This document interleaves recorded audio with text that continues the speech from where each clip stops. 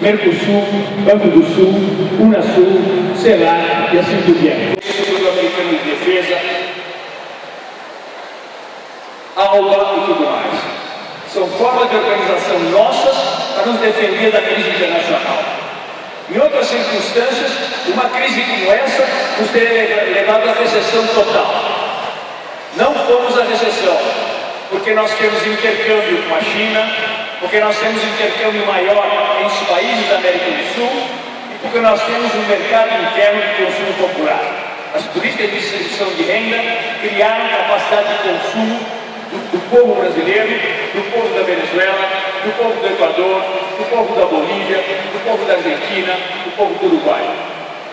Faz falta que eles nos comprem, faz falta que a Europa nos compre, os Estados Unidos comprem, o Japão nos compre. Por isso nosso ritmo de crescimento diminuiu, mas não fomos à recessão. Resistimos, Lula tinha razão, era possível resistir, resistimos e estamos aqui, mas com um crescimento mais baixo, porque eles exportam a recessão para nós. Porque o nosso empresariado, a nossa burguesia, está acostumada a ganhar dinheiro da especulação financeira. Enquanto o governo continua a aumentar a taxa de juros, incentiva a especulação financeira. O governo quer investimento produtivo, então não aumente a taxa de juros. Taxa de juros é um incentivo à especulação financeira. Por quê? Porque eles ganham mais, não pagam imposto e podem ir embora na hora que vem ninguém. Então, por um lado, o governo incentiva a produção, por outro lado, dá um tiro no pé, aumentando a taxa de juros. Esse é o problema principal do Brasil e da América Latina. O ataque especulativo contra a Venezuela, contra a Argentina, vem desse tipo de capital financeiro. Esse tipo de capital que está acostumado a ganhar sem produzir, só especulando, comprando e vendendo papéis. Aqueles dados que eles nos dão no fim do dia sobre a Bolsa de Valores, não sei quantos milhões, não sei quantos zeros, não se produziu 1 quilo de arroz, não se gerou um emprego. Foi só compra e venda de papéis.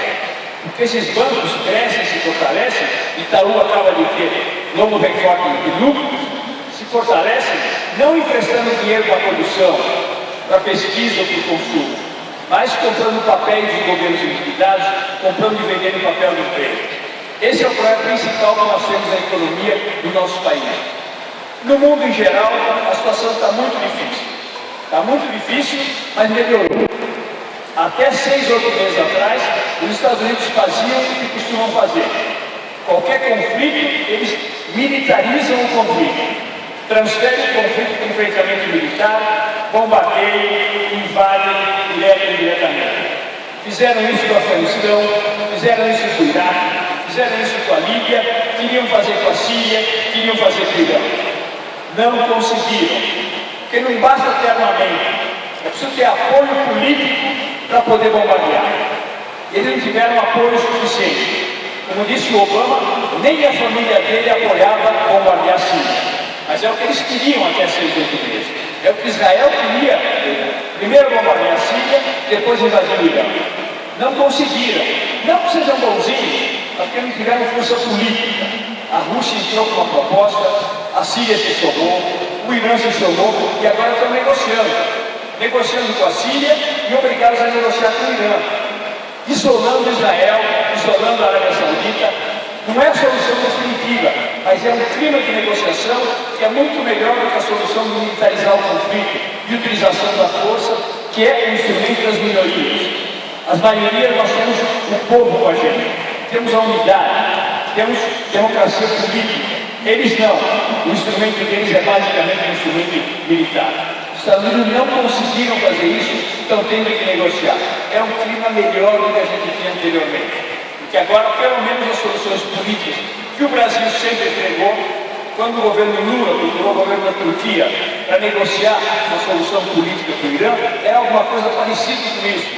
Eles não quiseram, os Estados Unidos não quis, são obrigados a fazer. Mas o Brasil sempre disse, não há solução militar para a Síria, não há solução militar para o Irã. E muitos países também disseram que está triunfando essa solução. Quer dizer que o imperialismo está enfraquecido? Mais ou menos.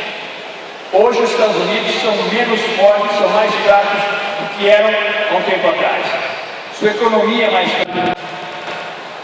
Seu poderio militar não logra resolver duas guerras ao mesmo tempo e assim por diante. Mas eles ainda são a única potência mundial. Enquanto não houver um bloco de países que se opõem a eles, eles vão continuar reinando. Porque o imperialismo não termina por si mesmo. Ele pode se transformar em alguma coisa pior ainda. Nós não queremos que outra potência imperial substitua os Estados Unidos. Nós queremos que é um mundo multipolar, em que muitos países formem blocos e negociem politicamente, ouvindo todas as partes, os conflitos existentes. Por isso, o papel da China economicamente é importante, o papel da Rússia é importante, o papel do Irã é importante, porque ajudam a enfraquecer a hegemonia norte-americana. Agora, onde nós temos mais força, mais homogeneidade, é na América do Sul. É na integração, é no Unasul, é no Mercosul, é na ALBA. Porque aqui que nós temos governos que estão não apenas lutando contra a hegemonia americana, mas estão construindo alternativas ao neoliberalismo. A América Latina foi a região mais massacrada pelo neoliberalismo. Foi aqui que houve mais governos neoliberais. Foi aqui que eles destruíram o monopólio de petróleo da Argentina, que agora tem enormes problemas econômicos, porque em uma semana, Menem, com corrupção e tudo, privatizou a empresa estatal do petróleo. Agora estão correndo atrás disso.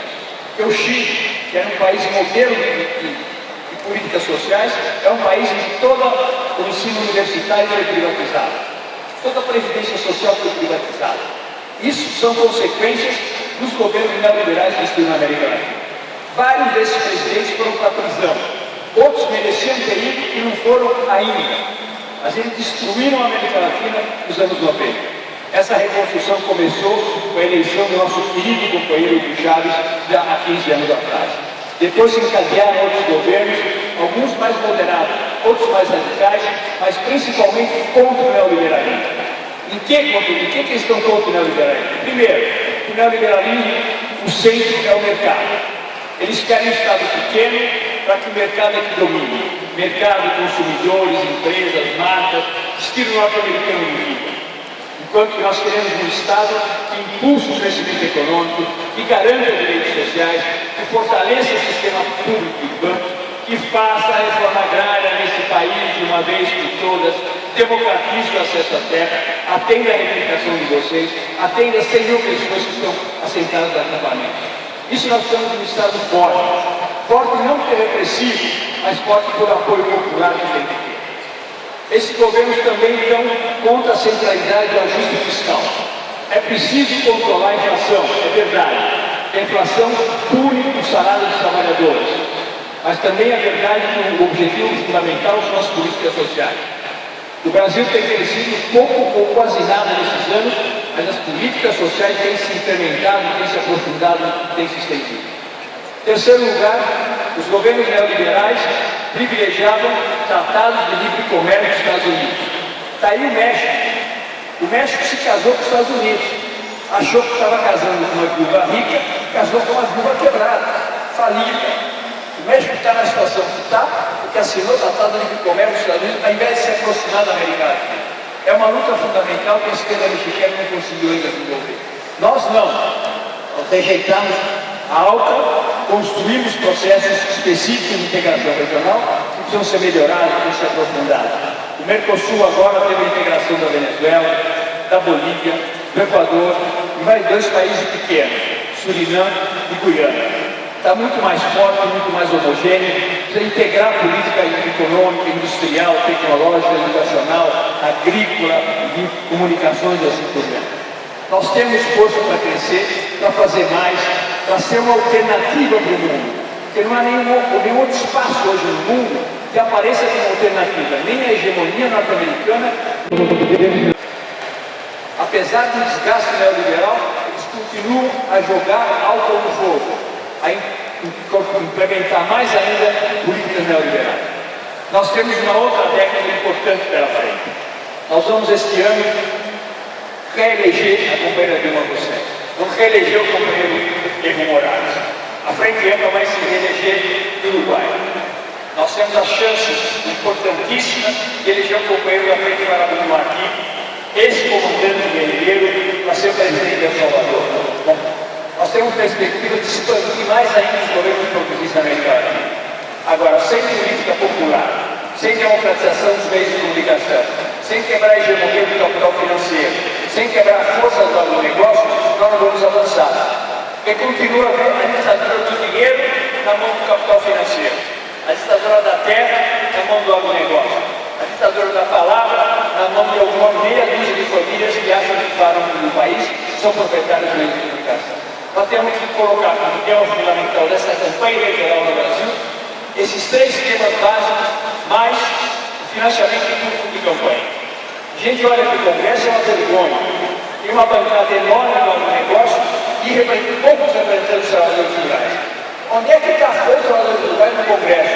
Eu sei que é muito difícil eleger representantes companheiros trabalhadores rurais com financiamento privado, mas alguns se elegeram e temos que eleger muito mais. Temos que combater não só esse Congresso que está aí, mas um Congresso diferente, elegendo bancada de trabalhadores rurais para lutar dentro do Congresso contra essa bancada do agronegócio, pela reforma agrária, pelos outros temas fundamentais dos trabalhadores do Brasil.